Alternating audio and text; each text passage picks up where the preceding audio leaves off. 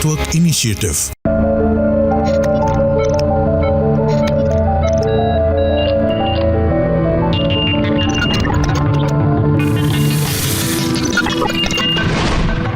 नमस्कार, माझा डॉक्टर कार्यक्रमात मी डॉक्टर महेश चिटणीस सर्व प्रेक्षकांचं मनपूर्वक स्वागत करतोय.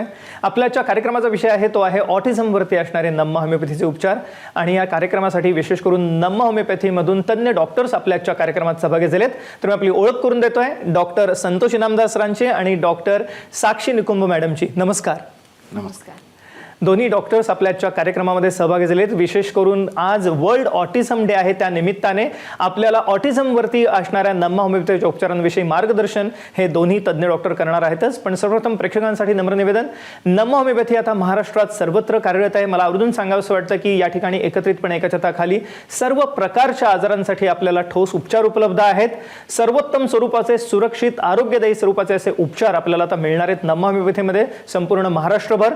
विशेष करून मुंबईमध्ये दादर या ठिकाणी, त्याच अनुषंगाने ठाणे, पुणे, ह्या व्यतिरिक्त पश्चिम महाराष्ट्रासाठी सोलापूर, कोल्हापूर, उत्तर महाराष्ट्रासाठी नाशिक आहे, विदर्भासाठी आहे अकोला आणि नागपूर, आणि मराठवाड्यासाठी आहे नांदेड आणि छत्रपती संभाजीनगर या ठिकाणी.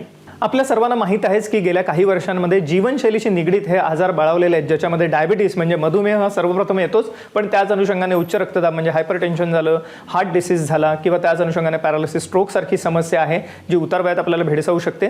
पण याच अनुषंगाने इतरही विविध आजार ज्याच्यामध्ये पोटविकार आहेत, ॲसिडिटी, आम्लपित्त, बद्धकोष्ठता किंवा कोलायटिस सारखे आजार आहेत, पाईल्स फिशर्स सारखे आजार आहेत ज्याला मूळव्याध भगंदर असे संबोधलं जातं.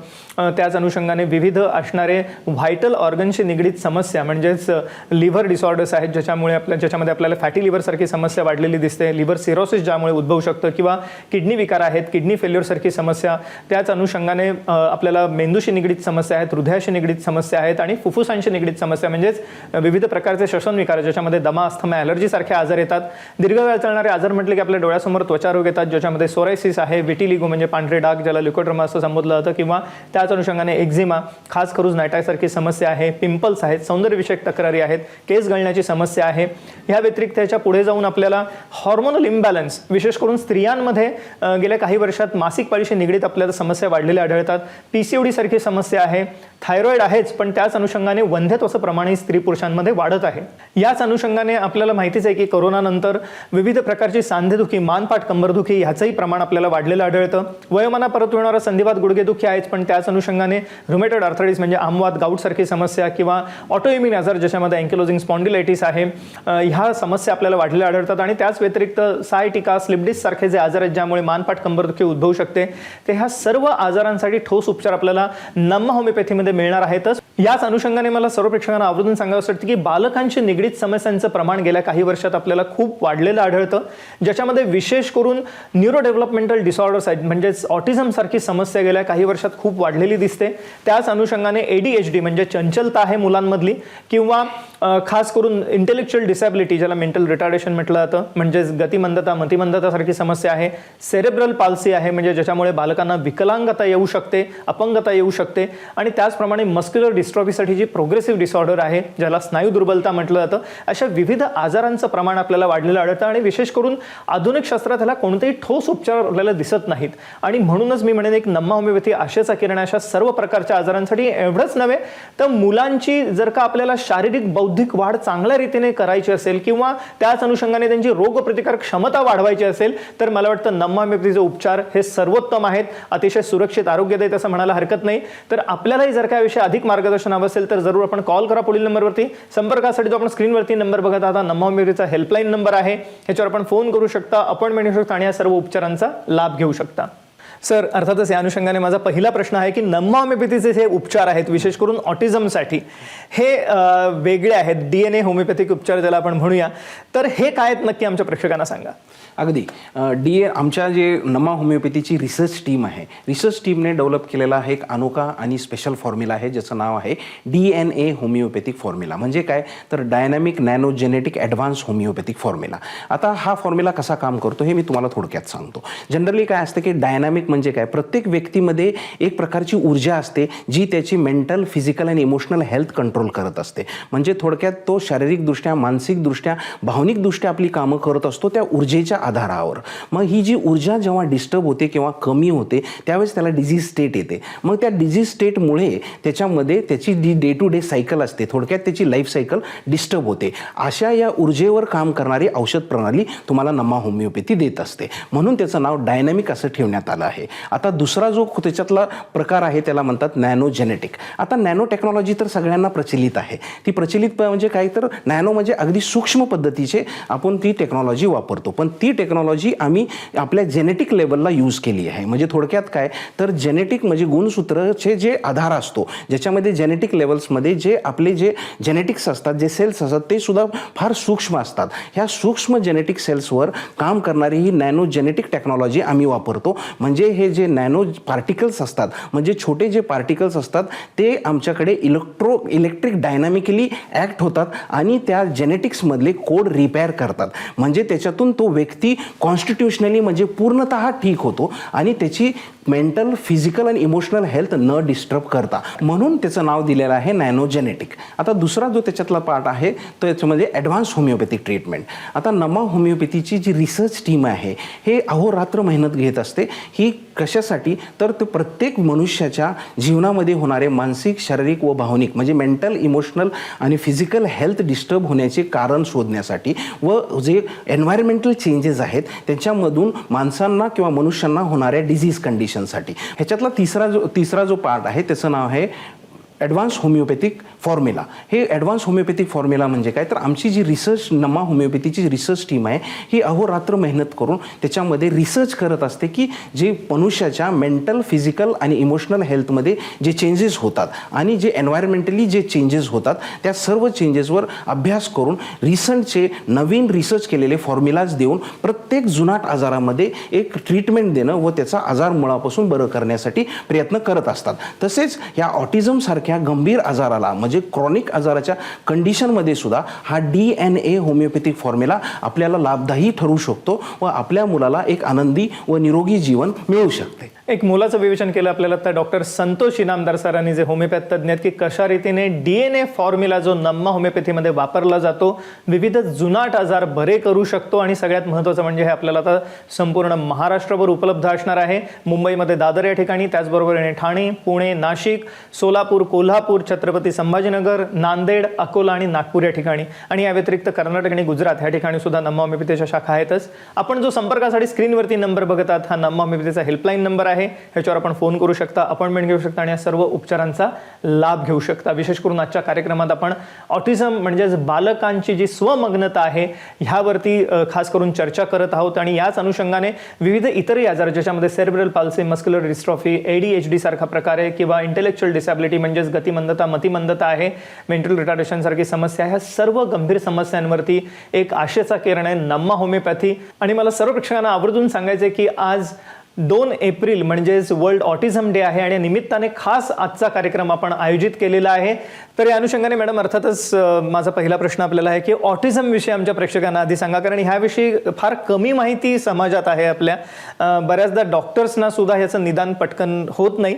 तर ऑटिझम विषयी काय सांगता येईल? तर ऑटिझम म्हणजे नेमकं काय की मुलगा बोलत नाहीये किंवा मुलाचं स्पीच हे डिलेट झालं आहे, एक एक वाक्य बोलतोय, एक एक शब्द बोलतोय. काही काही पेशंट्समध्ये आम्ही असंही बघतो की ते बोलत पण नाही. बरेच आता 7-8 वर्षाचा मुलगा झालाय पण तो बोलत नाही, अगदी 1-2 शब्द बोलत असेल किंवा आय कॉन्टॅक्ट करत नाही, स्वतःला काही त्रास होतोय तर ते सांगत नाही पुढच्यांना, किंवा आई वडिलांना सुद्धा तो एक्सप्रेस करू शकत नाही. हे अशा पद्धतीने आपण बिहेवियर आपण मुलांचे जेव्हा बघतो त्याला आपण ऑटिस्टिक असं म्हणतो. आता ऑटिस्टिकचे कॉजेस आपण बघायला गेलं तर नेमकं कसं की हा जेनेटिक डिसऑर्डर सुद्धा असू शकतो, प्लस जेव्हा आपल्या मेंदूतले सिनॉप्सिस आपण जे म्हणतो ते एकमेकांना अटॅच्ड असतात, त्याच्यानंतरून ते असं जसं आपलं वय वाढत जातं तेव्हा ते ट्रिम होत जातात. पण ह्या ऑटिस्टिक मुलांमध्ये ते ट्रिम होत नाही. त्याच्यामुळे त्यांची जी ॲक्टिव्हिटी आहे किंवा जे स्वतःच्या जेव्हा आपण मुलांना शाळेत घालतो तेव्हा आपल्याला कळून येतं की टीचर्सकडनं कळतं किंवा त्याचे स्वतःचे मित्र असेल, परिवाराकडनं आपल्याला कळतं की तो सगळ्यांमध्ये मिक्स होत नाही आहे. त्याच्या ज्या ॲक्टिव्हिटीज आहे, ग्रुप ॲक्टिव्हिटीज आपण करतो की साधारण ड्रॉइंग असेल, चित्रकला असेल किंवा बाकीचे जे काही गेम्स असतात त्याच्यात तो भाग घेत नाही, तो आपल्यातच राहतो. तेव्हा जेव्हा आपल्या कळतं त्याला आपण ऑटिस्टिक असे बिहेवियरसुद्धा म्हणतो. प्लस त्याच्यात 3 मेन असतात: कम्युनिकेशन, सोशलायझेशन आणि रिपिटेटिव्ह बिहेवियर डिसऑर्डर. कम्युनिकेशन म्हणजे काय की जो बच्चू आहे तो जास्त बोलत नाही किंवा त्याला काही दाखवायचं असेल, त्याला सपोज पाणी हवं असेल तर तो पाण्याचा ग्लास पण दाखवू शकत नाही. हे सगळे जे डिसऑर्डर्स आहेत किंवा बिहेवियरमध्ये चेंजेस आहेत ते आपल्याला कळून येतं, पालकांना कळून येतं. त्याच्यानंतरून सोशलायझेशन म्हणजे सपोज आपण पालक कुठे गेले, एखाद्या कार्यक्रमाला गेले, तर ते कार्यक्रम पालकांचं चालू असताना पण मुलगा वेगळ्याच याच्यात असतो. तो त्यांचा ट्रॅम्प घेऊन खेळत असेल, आरती चालू असेल तो आरतीमध्ये नसेल, तो भलत्याच खोलीत जाऊन एकटा बसलेला असेल किंवा असे जे आपण सोशलायझेशन तो करू शकत नाही. बच्चू आपलं सोशलायझेशन जेव्हा करू शकत नाही त्याला सुद्धा आपण ऑटिस्टिक बिहेवियरमध्ये सुद्धा बघितलं पाहिजे, त्याच्याकडे एक लक्ष दिलं पाहिजे. पालकांना मला ही विनंती आहे की जे आपलं बच्चू वाढ होती आहे तर त्याच्या वाढीचे जे साईन्स अँड सिम्पटम्स असतात ते बरोबर आहेत का, ज्याला आपण माइलस्टोन्स असं म्हणतो, ह्या वयोगटामध्ये हे यायलाच पाहिजे.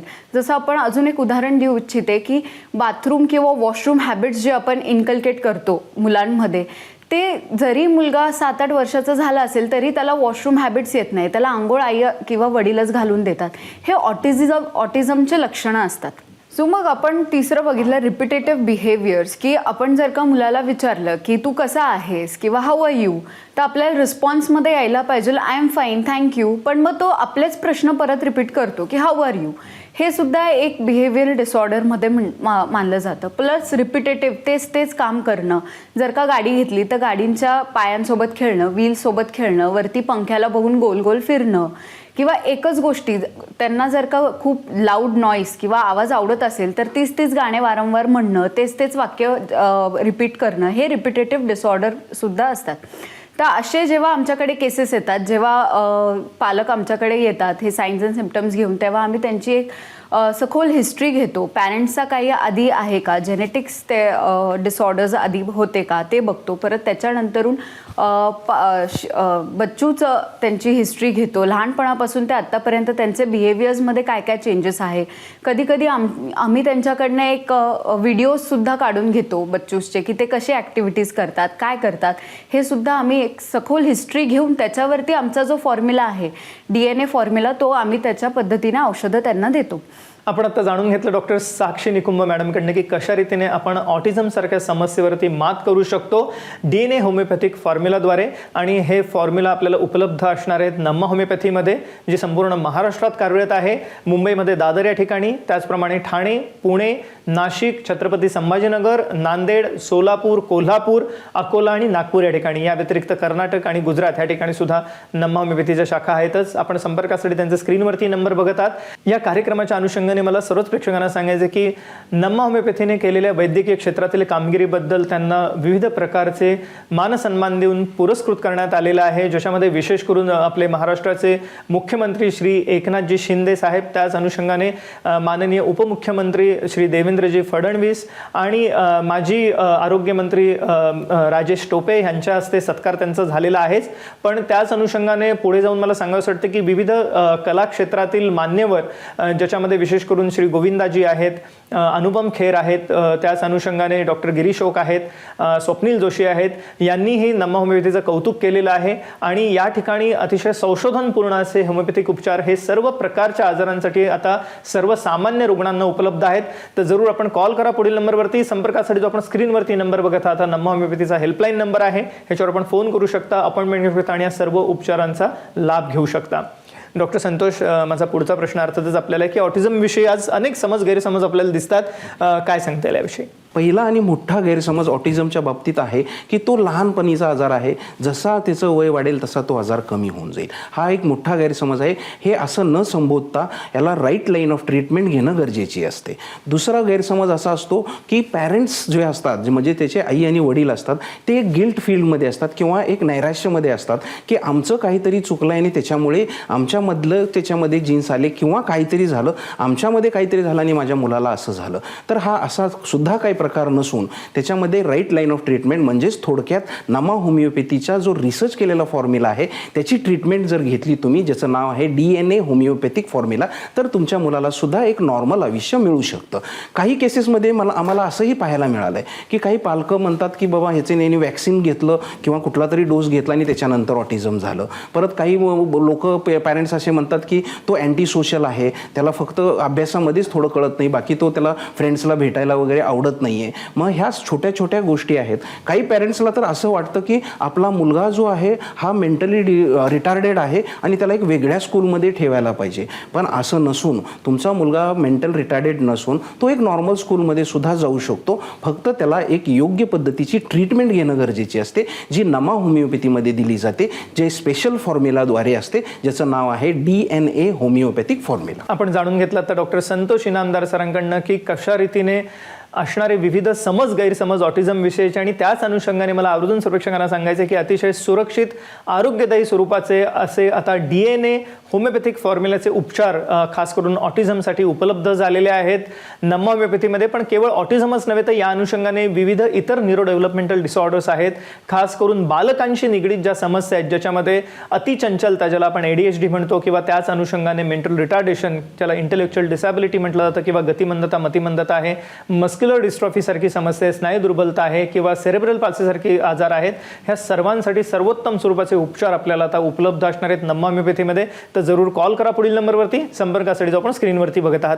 मॅडम, या अनुषंगाने मला आपल्याला विचारायचं आहे की एकंदरीत असे विविध आजार जे बालकांशी निगडीत आहेत ह्याविषयी कशा रीतीने उपचार दिले जातात, आणि एकंदरीतच बालकांची शारीरिक बौद्धिक क्षमता वाढवायची असेल, रोगप्रतिकारक क्षमता जर का चांगली करायची असेल तर नमा होमिओपॅथी मला वाटतं सर्वोत्तम आहे. काय सांगता येईल? जसंच मी आधी तुम्हाला ऑटिझमबद्दल सांगितलं तसंच त्याच्या निगडीत बाकीचेही आजार आहेत, ते म्हणजे ADHD, attention deficit hyper active disorder. म्हणजे पोरगा एका जागेवर बसून जास्त वेळ अभ्यास करू शकत नाही, त्याचं लक्ष लागत नाही, कॉन्सन्ट्रेशन होत नाही, एक काम सांगितलं की तो दुसरंच काम करतो. त्याच्यासोबतच मस्क्युलर डिस्ट्रॉफी म्हणजे आपण जे म्हणतो की स्नायू वीक होत जातात, तशी ती नंतरून विकलांगता पण येऊ शकते मुलांमध्ये. त्याच्यासोबत आपण सेरिब्रल पाल्सी म्हणजे जन्मातच मेंदूमध्ये ऑक्सिजनची कमतरतामुळे की पोरगा अपंग किंवा मेंटल रिटार्डेशनमध्ये सुद्धा जाऊ शकतो. तर मला ह्या कार्यक्रमाद्वारे सगळ्या पालकांना हेच सांगू इच्छिते की तुम्ही जर का तुमच्या बाल्यामध्ये हे सगळे सायन्स अँड सिम्पटम्स बघत असाल तर नक्कीच नमाला भेट द्या. आमचा जो DNA फॉर्म्युला आहे त्यासोबत आम्ही तुमच्यापर्यंत पोहोचून नक्कीच त्याच्यावर ट्रीटमेंट करू इच्छितो. प्लस त्याच्यासोबत आम्ही हेही सांगू इच्छितो त्याची रोगप्रतिकार शक्ती प्लस क्वालिटी ऑफ लाईफसुद्धा वाढू शकते. तर प्लीज जरूर आम्हाला भेट द्या आणि त्याच्यावर आम्ही नक्कीच उपचार करू शकतो. आपण आता जाणून घेतलं की कशा रीतीने DNA फॉर्म्युला जो नमा होमिओपॅथीमध्ये आपल्याला आता उपलब्ध आहे, ज्याद्वारे आपण विविध प्रकारच्या बालकांशी निगडीत समस्या आहेत, ज्याच्यामध्ये विशेष करून न्यूरो डेव्हलपमेंटल डिसऑर्डर म्हणजेच ऑटिझम आहे, सेरेब्रल पाल्सी आहे, किंवा त्याच अनुषंगाने मस्क्युलर डिस्ट्रॉफी सारखी समस्या आहे, स्नायू दुर्बलता ज्याला म्हटलं जातं, गतिमंदता मतिमंदता आहे, आणि विशेष करून ऑटिझमसाठी सर्वोत्तम स्वरूपाचे उपचार आपल्याला या ठिकाणी उपलब्ध असणार आहेत, जे अतिशय सुरक्षित आणि आरोग्यदायी आहेत. म्हणजे कोणतेही साईड इफेक्ट्स ह्याच्यामध्ये नाही आहेत. त्यामुळे मला आवर्जून सर्व पालकांना मी ह्या कार्यक्रमाच्याद्वारे आवाहन करू इच्छितो की आपल्याला जर बालकांमध्ये अशा कोणत्याही प्रकारच्या समस्या असतील तर आपण निराश होऊ नका. जरूर त्यासाठी नमा होमिओपॅथीला भेट द्या आणि त्यासाठी कॉल करा पुढील नंबरवर, संपर्कासाठी तो आपण स्क्रीनवरती बघत आहात. सर, अर्थातच या अनुषंगाने जाता जाता आमच्या प्रेक्षकांना काय सांगायला आवडेल? अगदी जाता जाता मला प्रेक्षकांना एवढंच सांगू इच्छितो की ज्या पालकांमध्ये ज्यांच्या बाल्यांमध्ये किंवा मुलांमध्ये ऑटिझम आहे अशा पालकांनी निराश न होता, जनरली काय पाहायला मिळतं आपल्याला की पालक खूप प्रयत्न करतात, औषध उपचार घेतात, पण मात्र त्यांना म्हणावे असे रिझल्ट्स येत नाहीत. मग अशा वेळेस रिझल्ट्स न आल्यामुळे एक प्रकारचं नैराश्य त्या पालकांमध्ये निर्माण होतं आणि मग त्याच्यातून ते ट्रीटमेंट बंद होतात. तर अशा लोकांसाठी मी जाता जाता फक्त एकच सल्ला देऊ इच्छितो की नमा होमिओपॅथीने रिसर्च केलेला आमचा एक अनोखा आणि स्पेशल फॉर्म्युला आहे, ज्याचं नाव आहे DNA होमिओपॅथिक फॉर्म्युला. या फॉर्म्युल्याच्याद्वारे जेव्हा आम्ही ऑटिझमचे पेशंट्स ट्रीट करतोय तर त्याच्यामध्ये चांगले रिझल्ट्स येत आहेत. तुमच्यासुद्धा मुलाला एक चांगला रिझल्ट येऊ शकतो, त्याची क्वालिटी ऑफ लाईफ चांगली सुधरू शकते, त्याची इम्प्रूव्हमेंट्स होऊ शकतात व तो एक निरोगी व आनंदी जीवन जगण्यामध्ये त्याला मदत होऊ शकते. एक मोलाचा सल्ला दिला आपल्याला आता दोन्ही डॉक्टरांनी जाता जाता, विशेष करून डॉक्टर संतोष इनामदार आणि डॉक्टर साक्षी निखुंब जे नमा होमिओपॅथीमध्ये कार्यरत आहेत, होमिओपॅथ तज्ज्ञ आहेत. आणि ह्या कार्यक्रमाद्वारे मला सर्वच प्रेक्षकांना सांगायचं आहे की आपल्याला कोणत्याही स्वरूपाची बालकांशी निगडीत समस्या असो आपण निराश होऊ नका. आज सर्वोत्तम स्वरूपाचे उपचार जे अतिशय सुरक्षित आणि आरोग्यदायी आहेत. हे महत्त्वाचं आहे की ह्याला कोणतेही साईड इफेक्ट्स नाही आहेत. ह्या ट्रीटमेंटद्वारे आपण विविध प्रकारच्या ह्या ऑटिझमसारखी समस्या असो किंवा त्याच अनुषंगाने सेरेब्रल पाल्सी आहे, मस्क्युलर डिस्ट्रोफी आहे, मेंटल रिटार्डेशन म्हणजे इंटेलेक्च्युअल डिसॅबिलिटी आहे, गतिमंदता मतिमंदता आहे, अशा सर्व समस्यांवरती मात करू शकतो. विशेष करून ADHD म्हणजे अतिचंचलता आहे मुलांमधली, यासाठी सुद्धा सर्वोत्तम स्वरूपाचे उपचार आपल्याला ठिकाणी उपलब्ध असणार आहेत. फक्त याचा लाभ घेण्यासाठी आपल्याला कॉल करायचा आहे पुढील नंबरवर. संपर्कासाठी जो आपण स्क्रीनवरती नंबर बघत आहात हा नमा होमिओपॅथीचा हेल्पलाईन नंबर आहे. ह्याच्यावर आपण फोन करू शकता, अपॉइंटमेंट घेऊ शकता आणि ह्या सर्व उपचारांचा लाभ घेऊ शकता. डॉक्टर साक्षी निकुम आणि डॉक्टर संतोष इनामदार सर, तुम्ही आजच्या कार्यक्रमात सहभागी झालात आणि अमूल्य मार्गदर्शन सर्वेक्षण केलं त्याबद्दल मनपूर्वक आभार. धन्यवाद. धन्यवाद. ABP माझा, उघडा डोळे बघा नीट.